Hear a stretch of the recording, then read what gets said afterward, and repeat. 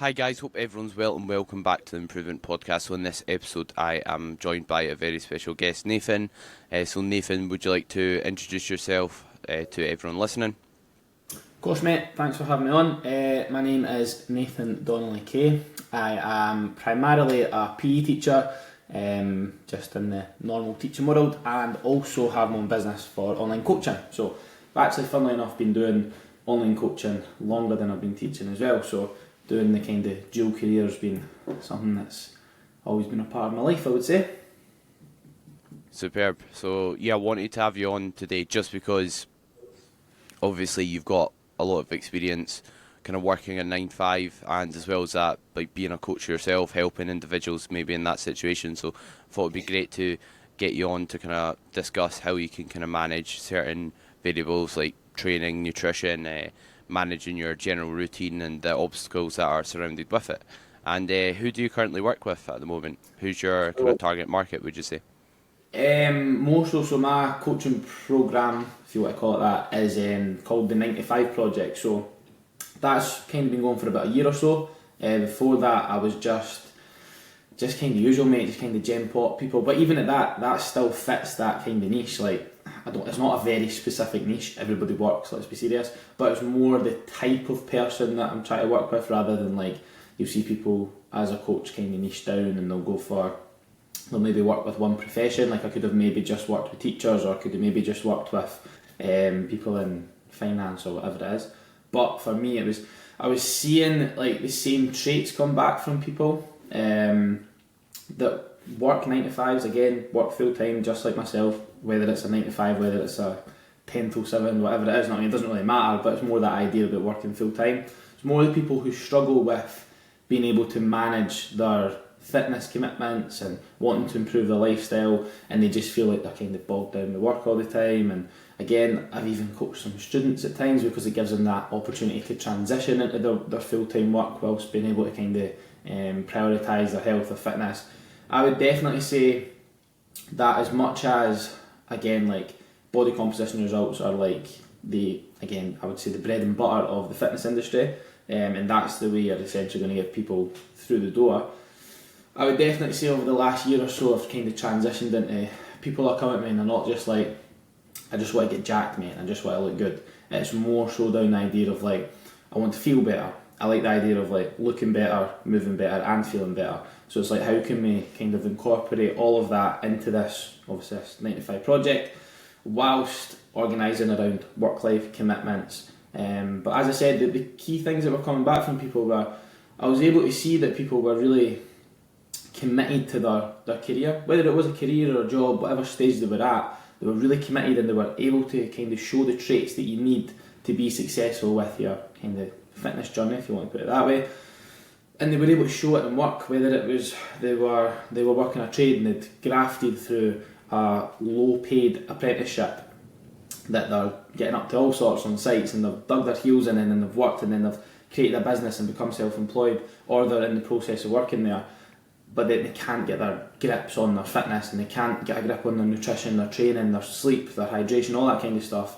And then during that period of time they maybe gain weight, or they don't hit the gym as much as they should, all that kind of stuff. Or whether it was somebody who, like myself, to become a teacher, went to university. Again, like everybody will vouch for it, like it's tough, like it's really tough to get there, regardless of the place that people go to study or whether they go to get qualified. They go through a period of time of essentially hard graft, and I was finding that so many people that I was working with were able to apply themselves there, but they just didn't have essentially like the arm round the shoulder effect of being able to, right, come this way, this is what I need you to do, this is how to do it, this is the most efficient way, simplest way. And since that, the results that I now get with clients, yes, kind of for social media purposes, is very much just, here's a before, here's an after. Or whether it's they've ran a half marathon and they've ran a marathon, it's a performance metric, whatever it is. But the actual core behind the scenes is the fact that they've got a clear purpose, they've got a clear drive now, and they understand how to apply the skills that they already had, but in their kind of fitness journey. So yeah, I would say that's kind of the main people I work with now, and kind of the main results that we're trying to get people. Yeah, I definitely agree with what you're saying regarding a lot of it's transferable. So the skills, well, relaying it back to myself, I think the skills that make maybe a successful bodybuilder uh, make you successful in regards to kind of other aspects of life, like the delayed gratification that it brings, being disciplined, doing things when you don't want to do it, like all those skills will transfer over not just to fitness but areas outside the gym as well. And I think that's why I'm so passionate about helping people and like working in the fitness industry, because you'll know yourself. Like I had a client who was in university, and he said that me helping him like played a big part in how he managed to kind of do in his university and getting his degree, which is like massive, because obviously it's not just about, you know what I mean, losing a few pounds or that, because those skills obviously apply elsewhere, which I think is really kind of fulfilling on our ends as coaches. No, 100%, mate. And again, if I just use myself as an example as well, when I was at uni, I mean, I feel like everybody that goes to uni, their first and second year is just kind of a wind up, and they're out during the week all the time, and you just go through that lifestyle. I kind of started my fitness journey, I would probably say 2019, so that was kind of basically in my third year of uni. And the difference that made for me, like, again, it's by no means all down to grades and that, but my grades significantly improved in my third and fourth year, more so just because I had to screw them up basically, than first and second year. But that also coincided with the fact that I got my own coach. I was in a position where I needed just to get a little bit leaner. I was playing football at the time, and typical story, I was like, my nutrition was terrible, I was training all the time, but then I started to notice I was gaining a bit of weight, and then how do I go about that? So that kind of kick-started things for me, and what that then installs in you, it's exactly what you said there. Like, again, my early days of training and like my own style of training, I do more in the quote-unquote functional world, whatever that actually means. Where I started in that kind of bodybuilding world, that's how we got introduced to each other. Reverse banding the hack squat and stuff like that. Which again, Optimal. the skip was so optimal. You know what? I'll always put every single piece of muscle I've built in my lower body down to that reverse band hack squat. But as I said, the skills that you learn during that time of bodybuilding, as you said, the being absolutely dialed in with your nutrition to the absolute letter, being accountable, not going to sleep until you hit your step count, weighing yourself every single morning, tracking every single calorie to the gram, optimising your sleep, all this stuff, it plays a role. And I always say, like, you can't be daft. Like, if you do that, every area of life's going to improve. And it's just as you said there, like the transferable skills are huge. So I always say, regardless, like, learning that in whatever avenue you want to go down with that, it all matters. Like, now that I train in a kind of different environment and CrossFit gyms and stuff like that, I used to train at Flex like yourself, and proper, like, the environment's incredible, and how people are dedicated is so incredible.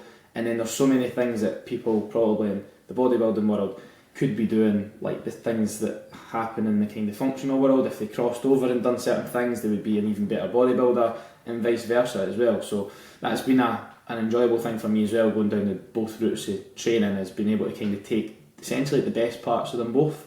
And that's the thing for me as well with clients as well. Like, some clients I have are really dialed into the muscle building era and their gaining phase, and then their cut and stuff like that. And then some people are like, I want to go run a half marathon, and I want to be healthy, and I want to be able to run after my kids and stuff like that. And again, maybe doing push-pull legs isn't the way to get there, but the principles that you would have of the bodybuilding lifestyle, if you then apply them to that kind of more functional world, it helps so much. So having I would say, like a large range of things up your sleeve essentially that you can go and apply at certain times, definitely helps as well. Yeah, and you mentioned people from like the functional world, like some certain traits that could maybe transfer over to people who maybe bodybuild or have more resistance training focus. What traits do you think would transfer and would actually be valuable for those individuals? As in from bodybuilding to that, or just like vice versa? Vice versa. Vice Like versa. you say both. I think it's all to do with, at the end of the day, like the lifestyle is so important. So the lifestyle metrics, if you look at kind of like, this is actually what I was talking about uni, I've done my dissertation on this, so it sounds fancier than it is, but it's about energy balance related behaviours. So energy balance being, as we know, calories in, calories out. If you eat less than you burn, you're in a deficit. If you eat more than you burn, you're in a surplus, that kind of idea. And again, for a lot of people, they need to understand how to even get in that position, but your energy balance related behaviours being your nutritional adherence, your sedentary behaviour, so essentially how much you move, and your physical activity, so how much you train. Now, fancy way of putting that, I always say it is your nutrition, your movement and your training, and that's what I kind of simplify to people. I think within all of those areas, it's just about being like as efficient as possible. So if you look at kind of like your, let's just take stereotypical people in these areas, right? It might not be everybody. Your stereotypical bodybuilder will track every single calorie to the gram on MyFitnessPal.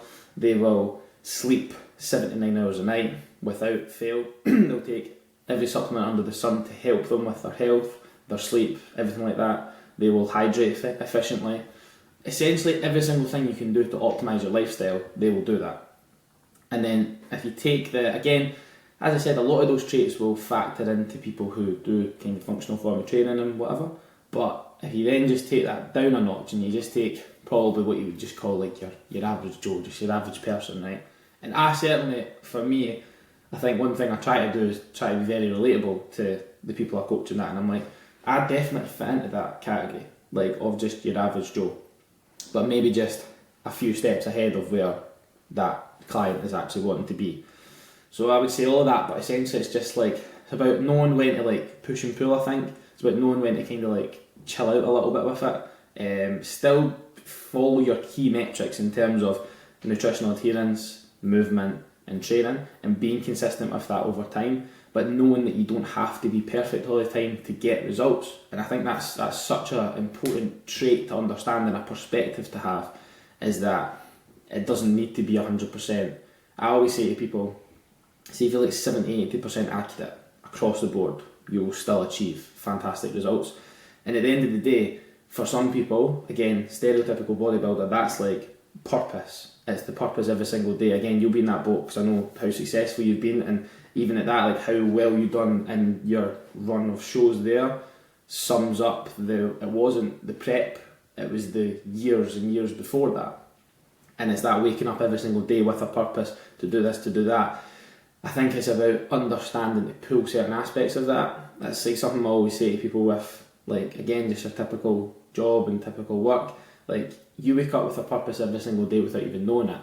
But sometimes it isn't your own purpose. Like, why are you accountable to getting up and going to work? You wouldn't just phone in sick every day. Well, you're accountable to your boss. You're accountable because your boss is going to give you a hard time if you don't turn up. You're also accountable to getting paid because you need to put a roof over the head, you need to put food on the table. So your purpose, your accountability is essentially for other people, because again, you don't get paid, you don't provide for family, friends, whatever it is, right? And then it's all about kind of using that perspective and then flipping that on its head and being like, right, let's try and be accountable to yourself. And what does accountability for yourself look like? Well, that looks like doing all those things we just spoke about, tracking your food to an extent, sleeping well. Again, I would probably say sleep, do it the absolute best you possibly can, train 2-3 times a week minimum, get your heart rate up a couple of times in the week, just all those little things, making sure you're hydrated enough.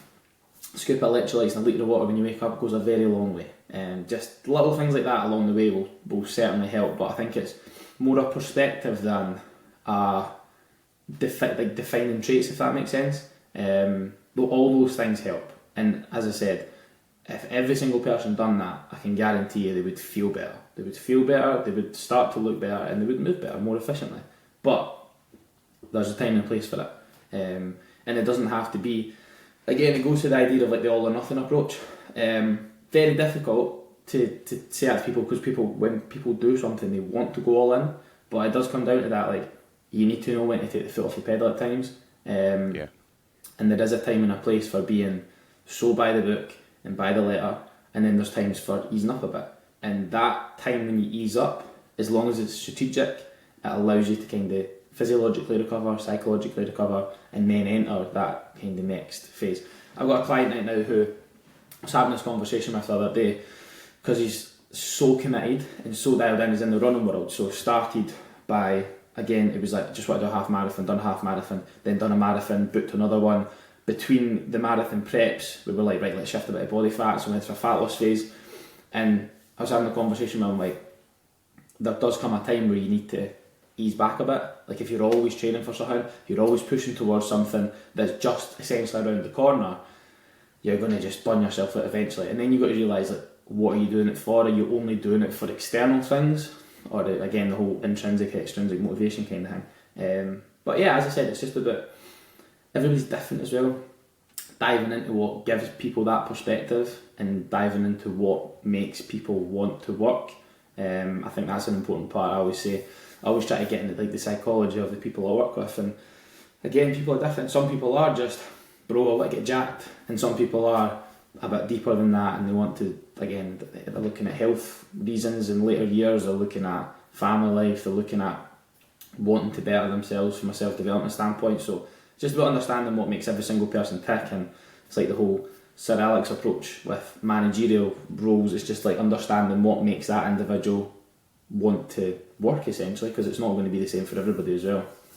Yeah, I think that's big, getting that out of your clients, because if you've got like a why strong enough, like you'll manage to adhere to something, especially if, like, again, you've got a why that's not superficial on the surface level. Like, I just want to like have big arms, you know what I mean? Like thinking, right, why do you want big arms? Like, and I mentioned this like a few podcasts ago as well when I was on with another guest. Like, part of my why is like providing for individuals around me, and then that gets me up, like regardless of how bad I feel during prep or how tired I am, or if I can't be bothered training that day when I've not got that long-term goal in sight. Like, if you've got that strong why, then I think your adherence will definitely be in a much better spot for sure.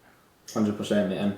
And it's that idea of what I spoke about before. Like, people have these traits inside of them. Like, I always say, like, you're just so much stronger for other people than sometimes you are for yourself, and you don't even realise it. So many people will, again, do all that stuff.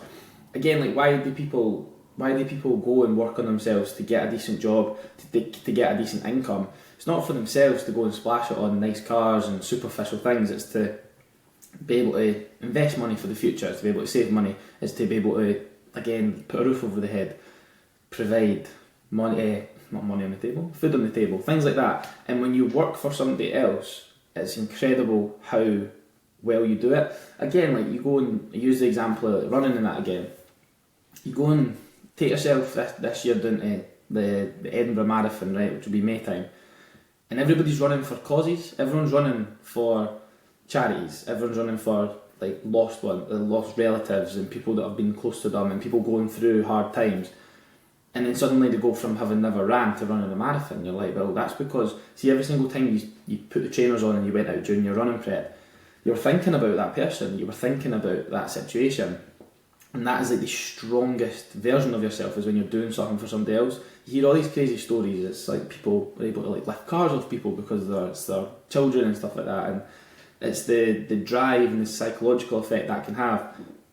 Then it's about understanding how do you then flip that for yourself. And you can, as I said, perspective's so important. You could flip that idea, as you said there, that's what gets you up in the morning. And I'm the exact same, but then it's like flipping it of like, well, if I do this, I'm still better in myself and I'm improving myself. It's like it's a difficult one, the selfish to be selfless kind of thing. And when you live that kind of lifestyle, sometimes you can feel, again, if you're like, again, eras of life, like, it's totally different, but if you're sitting in a position where you've got kids, you've got a family, you've got a job you need to show up to, you're then like, hours in a day are like less and less and less, and then you're like, going to the gym for an hour, it's a tough ask. Like, when I'm working 9-10 hours a day and I need to be home because I want to spend time with family and I want to do this and I want to do that, I need to spend time with the missus as well, and then you almost feel selfish for going out for a walk for 60 minutes because you need to hit your steps, or going to the gym for 60 minutes. But then, as I said, it's all the perspective of flipping it and being like, well, if I do this, I'm actually a better version of myself for these people. And at the end of the day, I would vouch for the fact you cannot be the happiest, healthiest version of yourself without having those kind of key indicators, as we spoke about before: nutritional adherence, your sedentary behaviour, so your movement, and your training as well. If you're ticking all these boxes, and then once you do that, you're then like, right, well, I want to sleep a bit better because I actually care about what I do in the gym. I don't want to be a burst couch when I go. Then you're like, well, I should probably be fueling myself properly here, or I want to lose a bit of weight, so I'm going to in a deficit kind of thing. So, as I said, it's like reframing it. Again, that comes down to like your purpose. I think that's something that so many people just sleepwalk through. Like they kind of, their life is designed around them, and they have had some say in designing their life. But then they get to a certain point and they're looking around and they're like, is this serving me? Is this just kind of where I've ended up, or have I chosen to be here? That's like, again, when the times get tough. Again, like, you'll probably be in a similar boat, up dead early. Again, you're having to factor in sleep and stuff like that, but you're doing stuff right up until you go to sleep. Your day's packed, and you can't complain about that because you've chosen that, and that's getting you further in a position that you want to be. And the exact same. And again, is it serving me? Yes. Is it making me better for other people? Yes. So then you're in the correct position, I would say. Yeah, definitely. And I think a good kind of mindset shift to make when it comes to having all these commitments, you said, like, maybe working up until you go to bed, like, instead of thinking you need to do this, like, you get to do it. And I think that's something good to frame when it comes to, like, chasing after fitness goals or whatever you're doing in life. Like, because see, if you go about your day saying, I need to do this, I need to do that, I need to go to work, like, you get to go to a job that not a lot of people have. You get to go to a luxury, well-equipped gym. You get to fuel yourself with quality foods. And I think that mindset shift's so important because see, if you look at every single task you've got with like a negative mindset surrounding it, like your psychological stress on a daily basis is going to be higher. Your enjoyment for the process is going to be higher, and also you're going to be a moody bastard, to be fair, and that's not going to be a lot of good for you or the people around you. Whereas having that mindset shift's massive. And circling back to what you said regarding kind of having times where you take a step back, I think that is something super important. And like even for myself, like you're on about being like a bit more relaxed, and I think that's something. I wouldn't say I'm relaxed as I'm not on the ball. I think I'm definitely on the ball, and that's just kind of increased and maintained over the years. But also just realizing what yields results, because it's easy to get stressed by the minutiae and like worry about certain things, like if my meal's 20 minutes later or that. Whereas I think when you get through your fitness journey, you learn right what really matters, so that you can kind of take the foot off the gas to an extent, and you realize you're not throwing your progress out the window, because you realize, right, if you don't have 5 protein servings a day, you're not going to lose your tissue, sort of thing. If you don't have something on your meal plan and have potatoes instead of rice, you're not going to die, sort of thing. And I think that's something important because it allows you flexibility and it allows it to be long-term sustainable. And I think you do need to go through a period sometimes of being maybe really strict and too on the ball than the opposite. Like, because I think you need to visit that period and learn, right, maybe you don't need to be this diligent to then loosen up, because, and a lot of people won't need to hear that, and that maybe information on the podcast potentially, because I think some people are the opposite direction, whereas they don't nail their variables enough. But there are some individuals who might stress about the minutiae that bit. Yeah, no, I would say it's so true. It's kind of what I said at the start as well, like visiting that place of being totally locked in and dialed in, and everything has to be perfect, and you're saying no to certain things, and you're only saying yes to the things that suit you and fill your cup up, that kind of stuff. Like, there has to be a period of time for that, because it's like the whole, like, training to failure, training reps in reserve. Well, you will never know what reps in reserve is if you don't train to failure, because then your view of that will never be accurate, because you think, that was a couple left, and you're like, well, that was actually 5 left. It's the exact same with everything. I always say, and I use this saying quite a lot with clients, that I say, you just need to turn the heat up slightly. You know what I mean? Like, everything you're doing stays the same, and as you said, when you take your foot off the gas, that's not you. I'll just go 500 over my calories, that's cool, don't care. I'll just sleep 4 hours a night, doesn't matter.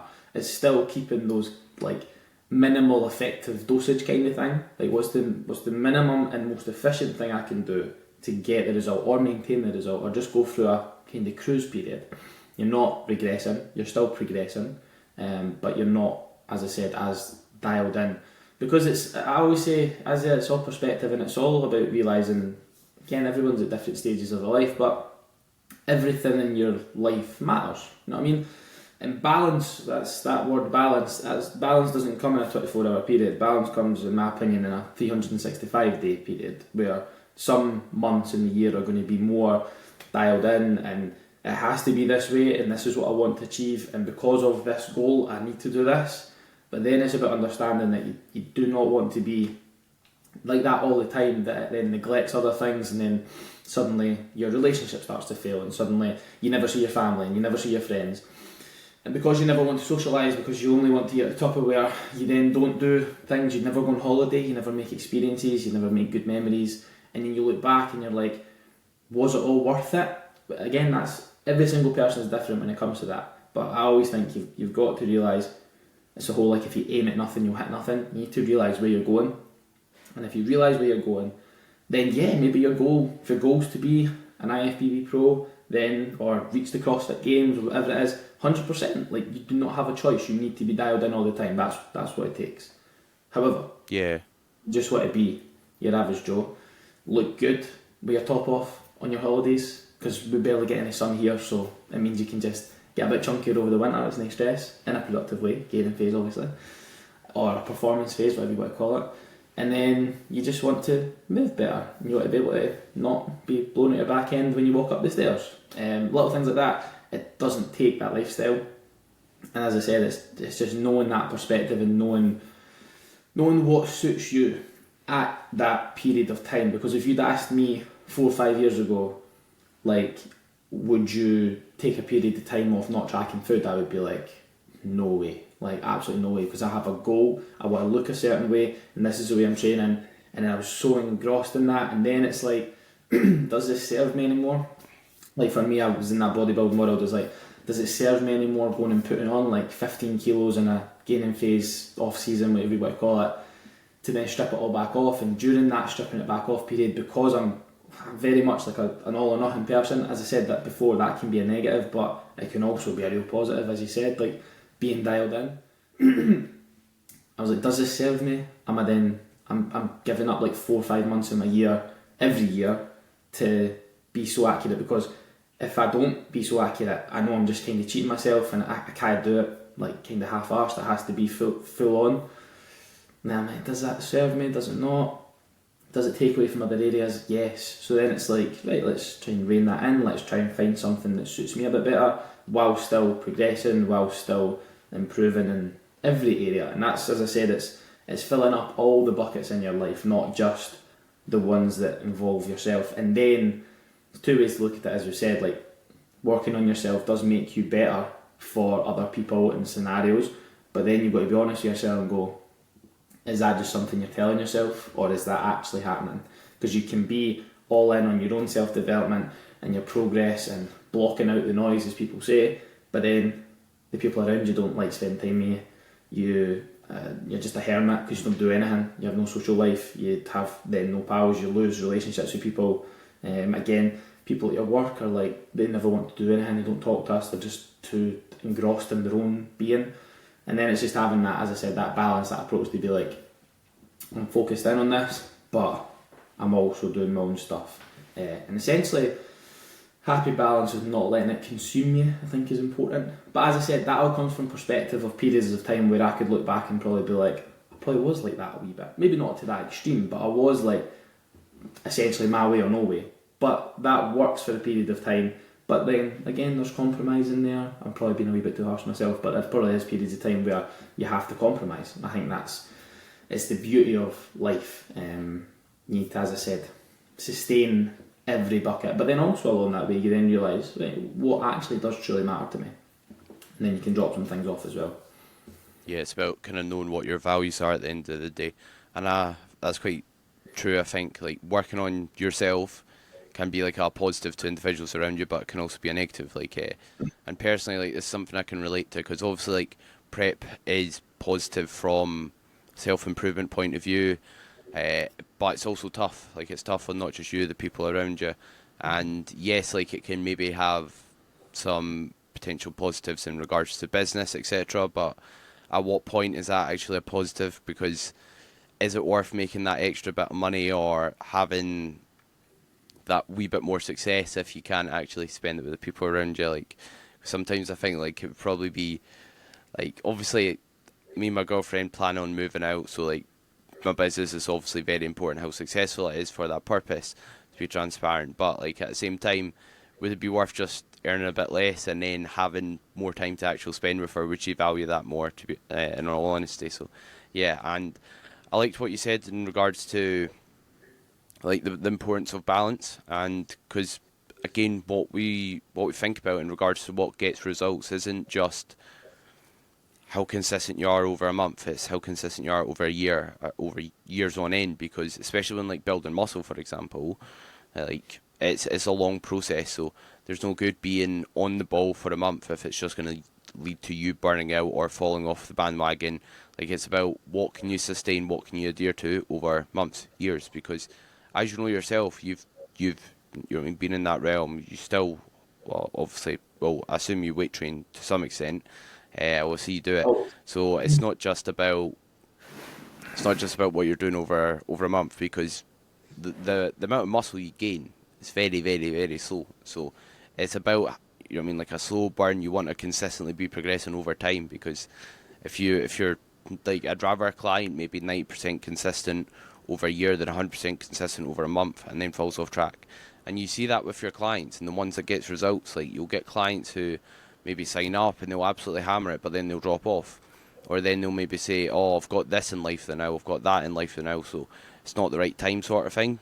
Which, yes, there can obviously be times that maybe are suboptimal and times you might not want to start a dieting phase. But with fitness as a whole, I think it's something you want to view over the long term. You don't want to be like, right, this is the right time, long term, wrong time. You just want to think, right, maybe this is a time where things aren't going to be optimal, but I'll still hit sessions even though I'm not in the perfect circumstances, sort of thing. And I think that's what gets people results, regardless of what your goals are. no, 100%. There's the biggest, probably again, comes back to that word perspective. Nothing worthwhile having comes easy or comes overnight. Like everything, and I think so many people forget that an overnight success was 10 years of work before. You know what I mean? And they just see, especially with social media, they just see the snapshot and they don't see what comes before that. Two ways of that. Social media is great for that, but it's also great now because people show the backstory and they show the journey, and then people get invested in that as well. But again, it's a massive perspective of life. Again, we take it back to the type of people I work with and try to those crossover traits. Whatever role you're in right now, you didn't get there overnight. You know what I mean? However much money you have in the bank, you didn't get that overnight either. As you said there, wanting to move out, I recently just got my first house as well, and I tell you what, that was Congratulations, not by the way. very much in today's climate. Definitely a lot of investing time and money. But again, it's that way. Like I tell you what, it doesn't come overnight. You know what I mean? And like everything, every single thing takes time, and every single thing takes investment. And there's two things you can invest in your life, and it's time and it's money, and it's understanding what's more important to you for certain things.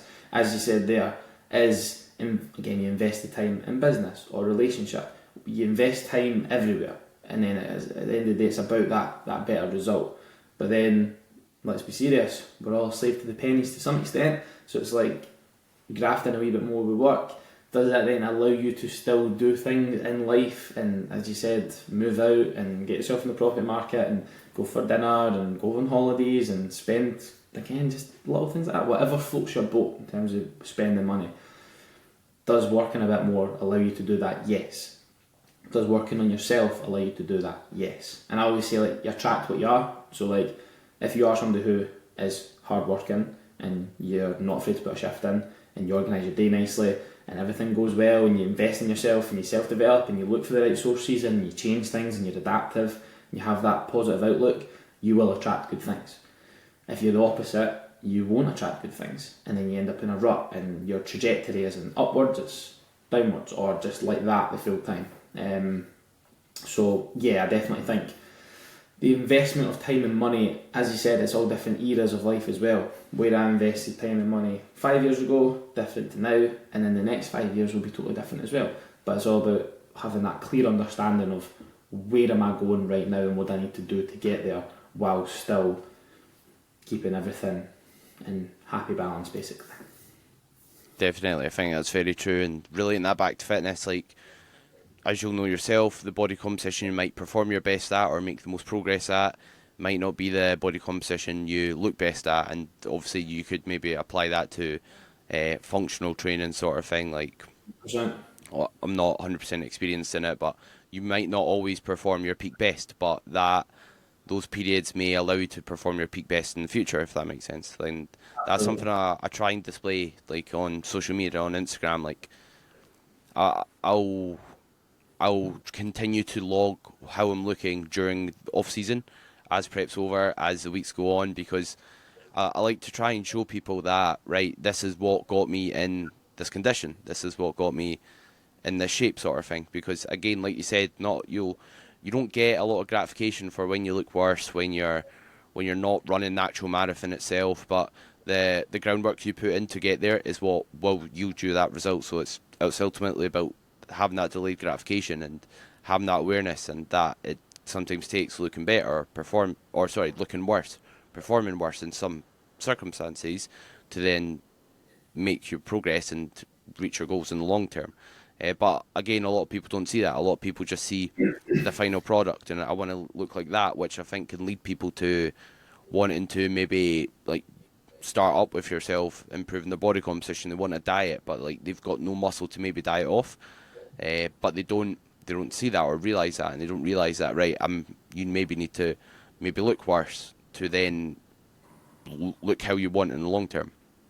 Totally. And as you said, everything takes time. And if you compare it to like the performance world, like I mean, you can spend a full year on a lift and add like 5 kilos to it, especially if you're trying to snatch, hardest lift in the game. You can spend years upon years of running, and you might only be adding like a few minutes to your PB. Like, but it's the journey is the best part. I mean, I always say to folk like, what else would you be doing? I mean, like, Yeah, you fill the time up somehow. And you go, what else would you be doing? Would you just be doing nothing? Because as we know, if you just do nothing and then do all of it and then do nothing and do all of it, you end up on just like this, and your actual trajectory isn't like that. Again, as we know, it's exactly like you said there. You're off season, you're gaining phase. You don't look your best, but you're waiting to look your best later. And similar to the performance world, you're not always peak fitness condition. Like if you take CrossFit for example, if you're like an off season, you've not got any comps coming up, you're not battering yourself with fitness stuff, because fitness takes, I would probably say, what the building muscle to losing fat ratio is like building strength to building fitness kind of thing. So if you need to spend your time strength training and getting stronger, and then you may not, as well as, again, it's not as much on like how it looks, but at the end of the day, like I think looking good is what everybody wants. You may not look your best in your off season of performance. You may not be as fit as you possibly could be, but it might take you a year to get stronger, but then it takes you half of that to get fitter. And it's the exact same the whole, it might take you 2 years to gain a decent amount of tissue, but it might only take you 6 months to strip it off kind of thing, or the fat that comes with that. So as I said, delayed gratification is important in every aspect of life as well. Again, jobs, careers, you don't just become a manager overnight, you don't just get a promotion overnight. If you're investing money, you don't just get the return of that overnight. That's years upon years. You might not be looking at that again. You put money in a pension, you don't see that for years. Like, everything takes time. And as I said, I think it's important to know where you're trying to go, because you're going to have to put a lot of groundwork in there to get there. And if you keep chipping and changing what direction you're going, as I said, that could change. Again, I done that. I changed my style of training. I changed like how I view all these things, but the core foundations of where I'm going in life stayed the same. Just because I run and lift weights and do Olympic lifting and swing a bit of bar like a dafty instead of doing push-pull legs, doesn't mean I'm not going to the same place I want in life, but the modality and the style and the approach I'm getting to go there is slightly different.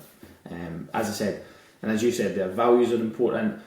Understanding what matters to you, what direction you're going, that is the most important thing. And then almost like, it's almost like the idea of like backtracking. So like, this is where I want to go, what do I need to do to get there? Because I love the saying, actions will always equal outcomes. So whatever you do now, you will always see the return of that. And sometimes if you don't see the return you want, it's, well, you weren't doing the right thing. And then that's that reflection process, and that's why I think the coaching element is so valuable, because your coach will tell you the right way to go. It's the reason why I have a coach, it's the reason why you have a coach. It's because you want somebody more experienced to be like, by the way, if you do this, you're going to get that. Cool, take my money, off you go. And that's, again, the journey you want to be on. exactly. At the end of the day, you don't maybe you pay for the experience of a coach. Like when you maybe hire an electrician, plumber, or that you're not paying for their tools. You're not paying for their time. You're paying for the time. You're paying for the years they spent learning that trade, learning that craft. And I think 100%. regarding you kind of spoke about how like the progress takes time and that it's about the process day in day out. And I think something massive is trying to find enjoyment in that process on a daily basis by like highlighting your little wins and kind of relating every even small task, just every small box you tick to that long term goal, and trying to kind of find enjoyment in that daily process. Because I think it's easy to always think, oh, I can't wait to achieve this, I can't wait to achieve that, like in X amount of time, and then you're not actually present, you're not actually enjoying your fitness journey throughout the day, which again, that's going to affect adherence, which is going to be the main driver for results. And I think that's something that helped me massively, relating this back to my contest prep. Like, instead of thinking, oh, can't wait to eat again, I can't wait to maybe, like relax or have more energy sort of thing. I thought, oh, I get to experience the challenge today. I get to wake up and be the best shape I've ever been in sort of thing. So I think kind of finding enjoyment in whatever phase you're in, I think is massive. Even if like, it sucks, you're training for a marathon, you could relate back to yourself sort of thing. Instead of thinking, oh, like this is rubbish, like I'm knackered, it's raining, I'm running in the rain sort of thing. You could think, right, this is building my mental fortitude, my mental strength, and I think again that's going to help your enjoyment for the process massively, because that prep I done there, like it was one of the most fulfilling and enjoyable, or much more enjoyable than my first prep, just due to having that mindset and kind of shifting those negatives into positives, viewing them as like a challenge, and kind of which again helps your enjoyment and adherence massively. 100%. It was actually when I was over living in Dubai, I managed to get a not one-to-one Q&A, but I was part of a Q&A with Chris Bumstead, the GOAT. And basically, he came out with a saying, and it was like, if you numb the pain, you numb the good. So I managed to I was like, you know what, this is one of those moments. I need to close the loop. If I leave here and I've not asked him a question, I'm going to consistently go over it. And I wish I'd asked him a question. I wish I'd just had the guts to do it. But basically, he was talking about prep and life and all this kind of stuff. And he was like, if you numb the pain of whatever you're going through, if you numb the hard time, and you just try and, as you said, fit it with, I can't wait to do this and I can't wait to do this, and you're always looking to the next thing, you then actually numb the feeling that you have when you get there. Like if you just enjoy the quote unquote grind, whatever you want to call it, when you're in the trenches, as they say, if you numb that by always looking at other things and always then, I can't wait till I get to here, and in a couple of weeks I'll have this, and I've got a refeed day and this day, instead of just like stay in the process. If you just stay in the deep end, as they say as well, then it means that when you actually do achieve that, it's going to feel even better. But there is a lot to be said, as you said there, for just always looking towards that next thing. It's like anything. It has its pros and it has its cons. The idea of you reach the top of the mountain, you're at the bottom of another one, and that is a great way to keep you going. And if I look back at the last 6 years now of kind of being right into this lifestyle, it's very much like that's all I've done, but kind of without knowing it and not really putting too much pressure on it.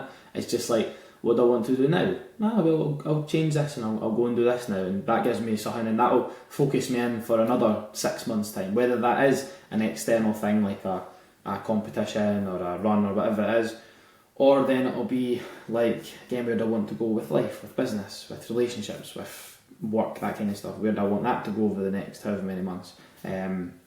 I think consistently having that internal drive is important, but as long as it doesn't diminish you from being in the here and now. Like, I love the saying, we're all currently living a life that we once dreamed for, like however long ago it was. Like, again, me just being able to sit and have this conversation over a computer in my own office, I'm like, I've worked at a bedroom basically, or a coffee shop for the last 5 years of working on my business, and I dreamed of this, you know what I mean? This is what I want. So every single day I come in, I'm like, just take a minute, and I'm like, this is class. Again, I went through a period of time, I lived in Dubai for just short of a year. Normally what people say when they go to Dubai is they absolutely love it and it's superb. Just my experience, just didn't work out for the best. It just wasn't. There's parts of it and people I met that I'll look back and I'll go, I'm really glad I've done that. But all it's done is allowed me to have a perspective. There were certain things when I was there that I now have in my life that I thought the grass was greener, but it really wasn't. So then now I'm like fully immersed in just enjoying like every single little thing. And it's not even been a year since I moved back, but I'm still every day I'm just like, it's just class to have this. It's class to have that. The things I maybe didn't have. And yeah, as I say, I think perspective is so important, and sometimes going through periods of like deprivation, like depriving yourself of certain things, does make things on the other end so much more enjoyable. Not saying you have to deprive yourself all the time, and there is a way to be present and enjoy it whilst you're here, but I do think I think anybody who's involved in the whole self-development and wanting to be better, and that have went and done things and achieved things to whatever level, that is definitely something that's difficult. Because even though you're like, I want to be present, I want to enjoy this, there's just that wee voice in the back of your head going, yeah, but what about this? And you're working towards this because you're going to get here, and then see when you get there, that's going to be class, and then you're like, well, after that I'm going to do that, and it's difficult to sit still, which, as I said, it's like a blessing and a curse at the same time, I would say. Yeah, definitely. And I think it's all about like realizing those kind of taking pride in those little wins, because they will accumulate to those bigger wins. And I like what you said regarding kind of your experience to Dubai, like kind of realizing maybe you didn't enjoy that lifestyle. And I think there's always a positive you can take from any situation, like COVID, for example. It's like after COVID, everyone's a lot more, or I am anyway, and I hope everyone else is, like a lot more grateful for little things in life. And just like coming out of prep, it sounds extremely sad. And I like, you know what I mean, going out for food, that's like something that you don't really do during prep. So I even enjoy that. Like I enjoy doing certain like basic things on a daily basis. And I think realising that and kind of correlating them, I think is very important. Like again, if like a loved one has passed or that, like yes, you can look at that and think, oh, that's bad. Obviously it's bad, but you can also make it change your mindset and make yourself more grateful for seeing other individuals in your life, and then making you treasure that more. And in the terms of earlier on, we touched on like time away from tracking and how that you can have that time. What advice would you give people who are maybe nervous about stepping away from tracking, or thinking that they're going to kind of derail their progress? Like how would you manage their mindset behind that and help them handle it? Yeah, I think so. I'm very transparent with this. I go through periods of time of like zero tracking whatsoever, or I will like be calculative. Whether it goes into my fitness pal or not, I'm still somewhat calculative with it. I think the whole like, just my opinion, intuitive eating is not a thing. Right? Intuitive eating is what causes the obesity epidemic, in my opinion. It's what causes people to gain weight or undereat. One extreme to the other. It's extremely difficult to be intuitive and hit all the markers you need to hit to improve performance, to hit enough protein, to eat enough to fuel yourself in what direction you're going. I would probably say almost impossible for your average Joe, right?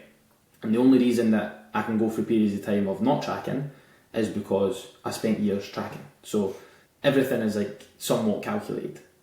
Whether it's like eyeballing it and being like, I probably know that that's like 30 grams of protein that meal, and that's probably 500 calories or so. Maybe it's 450, maybe it's 550, who knows, but probably in around that 500. But again, it's all like periods of time. So like right now, I'm my fitness pal warrior. Why? I'm in a fat loss phase. I want to be as successful as possible. I think it would be daft not to do that. It's like trying to save money and never looking at your expenses or your business, your bank account, should I say. Like it's just not going to work. Or it might, but it's going to take you far longer to get there, and there's far more room for error. But I think coming away from that's important. So something I do with some clients as well is I give them the weekend. I know that sounds crazy because it's like that's the time where everybody's like, everyone needs to be dialed in, and it's 30% of your week. Total context. People who are trying to lose fat, without a doubt, I would probably say just track. It's for your best interest. Whether you have then like maybe going through a deload week, or you're going through a reverse diet, or you're going through a refeed day, or you're turning that into a week, whatever it is, then yeah, come away from it. Don't log anything. But it's just about that push and pull period of time. Psychologically, it can take its toll. And as I said, I've done it with a couple of clients. who are a bit more experienced. Again, I wouldn't just chuck that into somebody who was just starting, but again, context, when is it? During a gaining phase, it's during a maintenance phase, something like that. But they're still just eyeballing stuff over the weekend, those couple of days, but it just gives them that bit more freedom. I think at the end of the day, we go back to those three most important things that are going to dictate long-term body composition, etc. Nutritional adherence is right at the very top of it. So the whole like not tracking isn't an excuse to just go and eat whatever you want and just not eat nutrient-dense foods and things like that. But it is about that can psychologically have an impact that then makes you 10 times more accurate during the week, and you have that drive for it and you want to do it. But I think it is definitely a scary thing to come away from if you've done it forever. It was when I moved to Dubai, I went basically my full time I was there, just shy of a year, like just didn't track whatsoever. More so just because scanning stuff in on the barcode, some stuff just didn't load, and then I was like, this is just a pain in the backside basically. But then that just came down to like, what did I still meal prepped? So like I was still roughly eating, like give or take, same things at lunchtime or dinner time, whatever it was. And at the end of the day, and something that I think a lot of people need to get in their head is calories are still calories. Yes, it's not saying that every calorie is equal because of how it makes you feel and the energy and the protein and all that kind of stuff. But at the end of the day, if you're eating a meal that's 500 calories and you swap that out for something that's still 500 calories, it's still 500 calories. It doesn't really matter. Long term, you want to make that nutrient dense and you want positive choices and things like that, 100%. By no means promoting going and eating garbage. But just, as I would say, it's just being very realistic with it. A spade is still a spade. Whether you dress it up, whatever it is, it's still a spade. So it's the exact same with calories. And I think coming away from that allows you to then see it from a new perspective, and then realising that that's not life, but that is a tool that you can use. So like right now, I'm in a fat loss phase, that is now a tool that I use. Everything, as we saw about earlier, like I just turn the heat up with everything. I track my steps consistently, I track my food to the absolute letter, I meal prep every single week. Everything is done to the letter, and then when I go through a bit of a maintenance phase or a performance phase, I'll roughly know what I'm eating, or what I might do is I'll just like track one day, kind of gauge where things are at, know that that day of eating looks like that, and then if I need to swap some stuff out, again, calories a calorie, that gets swapped out for that gets swapped out for that, all good. It's by no means intuitive eating, because if it was intuitive eating, I'd want to go down right now and smash half the stuff that's in my fridge because I'm hungry. Well, no, that doesn't really work like that. You need to be somewhat calculated with what you do. And I think there's two sides to it. People are like, tracking calories is so unhealthy. I actually had this conversation with my client the other day. It was like, I just can't get my head around tracking with my fitness pal. I just feel like I've got such a bad relationship with food when I'm tracking everything. And I go, when was the last time you were accurate with your nutrition? It's like a long time ago. Well, I would probably argue that not tracking and just eating what you want and essentially eating rubbish, that's probably an unhealthier relationship with food. I think it's finding that happy balance. And again, totally context. Like, for some people eating a peanut is just eating a peanut. For some people, eating a peanut is going to kill them because they're allergic to it. It's the exact same with tracking calories. You know what I mean? Like, some people, it just really doesn't fit well with them, and for some people it does. It's no bother. So then it's all context dependent.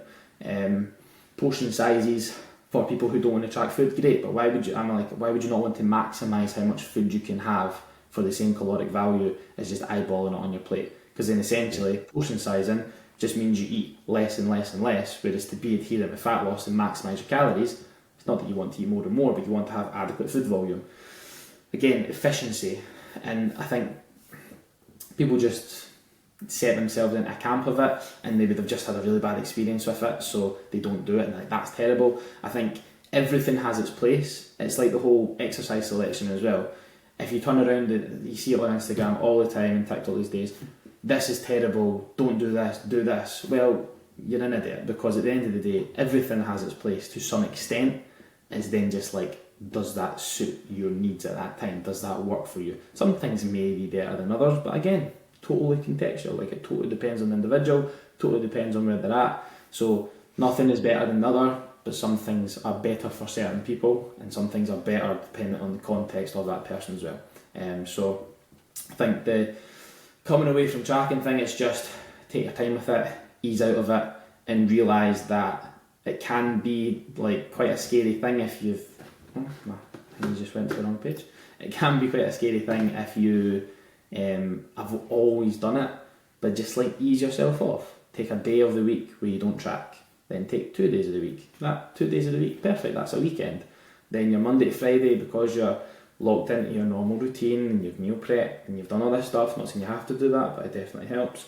Then Monday to Friday is going to be by the book anyway, and then Saturday, Sunday gives you a bit more freedom. As you said there, you love going out for food. That's not something sad to say, by the way, because that is still, it's still a thing. Like, it doesn't matter how many times you go out for food, it's still a really enjoyable experience. And then you enjoy that, the foot's off the gas a bit at the weekend, while still making positive choices, still ticking the boxes of the things you need to do. So by no means, as I said, it's all about utilising it as a tool, not that you are relying on it to be accurate. And if I don't track my calories, I'm just off the wall with that. No, just keep it chill, keep it tight, basically. Definitely. I like what you said regarding intuitive eating. I completely get where you're coming from regarding it not really being a thing to an extent, and because if people, it depends. Like, say if you eat intuitively and you eat foods you can either pick, kill, or grow, or basically no processed foods, then you'll probably roughly estimate your body weight. But I think that's the benefit of tracking, having everyone or most individuals, granted they've not got an unhealthy relationship with food. I think it is valuable spending time tracking, because then you know, right, if I have X amount of this food, right, this is an absolute ton of calories. If I have this amount of this food, it's barely got any calories in it. And then when you move away from tracking, you've now got that knowledge and awareness to actually make quality choices with your nutrition. Whereas if you don't go through that period of tracking beforehand, then you don't have that ability. Like for myself, I'm quite bad at switching off and maybe stepping away from tracking sort of thing, and I don't really unless I'm on holiday. So when I like go on holiday, like I quite like going all inclusive, because I can't really, I can't weigh myself. Oh, I could bring the scales down, but that would be one step too far. But I can't really track.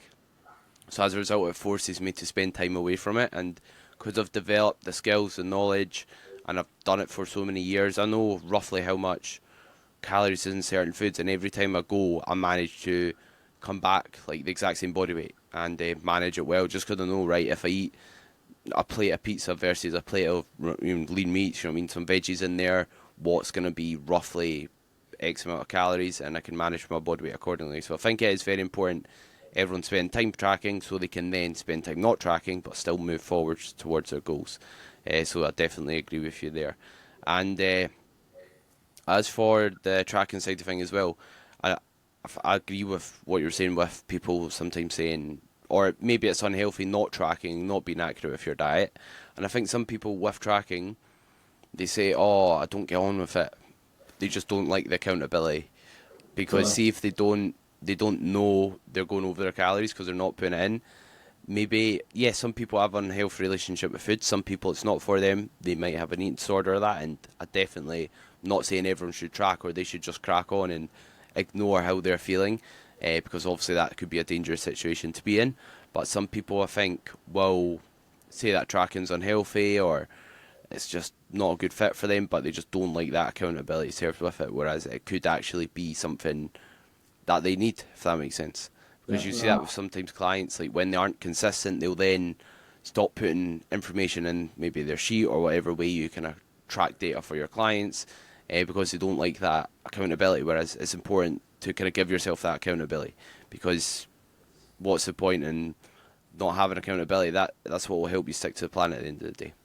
Definitely. And I think then it's just so many people are afraid of being like transparent. I think that's honestly, I think one of the main reasons why people like don't get coaches and they know they would benefit from them, but then they don't, is because they feel like it's just going to be like a judgmental eye, instead of being like, right, let's actually support you on this. It's more just like a, and then those periods of time, if they're dropping off and they're not as accurate, then just having that honest conversation. I normally find like, it's like in my role as a teacher as well, like no pupil's emotion is for nothing. Like there's something that's caused that. So like if you then just like take that for face value, you're then just setting yourself up for failure. It's the exact same with clients. Like if you take that response, whether it's emotionally, whether it's the response is by having no response kind of thing, if you take that at face value, it's like, well, they don't want to be accurate, they don't care enough about this, they're not accountable, they're not a good client, that kind of stuff. Well, it's like, well, there's probably something that's happened to lead to that, because the last 3-4 weeks have been absolutely bang on. And then you dive in a bit deeper, have a bit more of that empathetic approach.